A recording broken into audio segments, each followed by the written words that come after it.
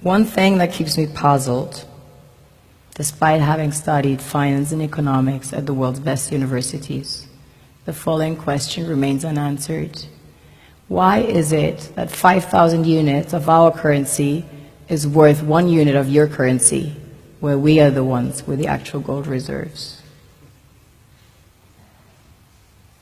It's quite evident that the aid is in fact not coming from the West to Africa, but from Africa to the Western world.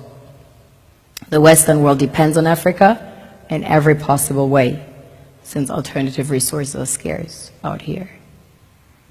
So how does the West ensure that the free aid keeps coming?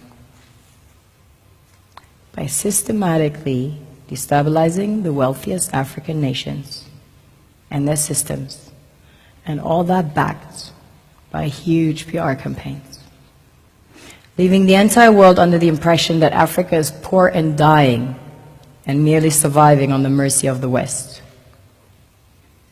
Well done, Oxfam, UNICEF, Red Cross, Life Aid, and all the other organizations that continuously run multi-million-dollar advertisement campaigns depicting charity porn to sustain that image of Africa globally. Ad campaigns paid for by innocent people under the impression to help with their donations. While one hand gives under the flashing lights of cameras, the other takes in the shadows.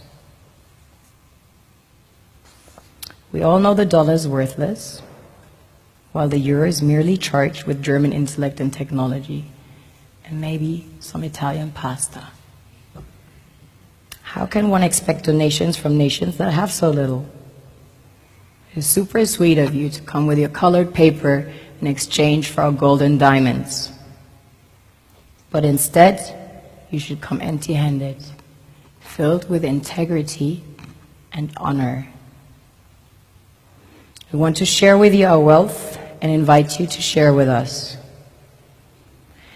The perception is that a healthy and striving Africa would not disperse its resources as freely and cheaply, which is logical. Of course, it would instead sell its resources at world market prices, which in turn would destabilize and weaken Western economies, established on the post-colonial free meal system. Last year, the IMF reports that 6 out of 10 of the world's fastest growing economies are in Africa, measured by their GDP growth. The French Treasury, for example, is receiving about $500 billion year in, year out in foreign exchange reserves from African countries based on colonial debt they forced them to pay. Former French President Jacques Chirac stated in an interview recently that we have to be honest and acknowledge that a big part of the money in our banks comes precisely from the exploitation of the African continent. In 2008, he stated that without Africa, France will slide down in the rank of a third world power.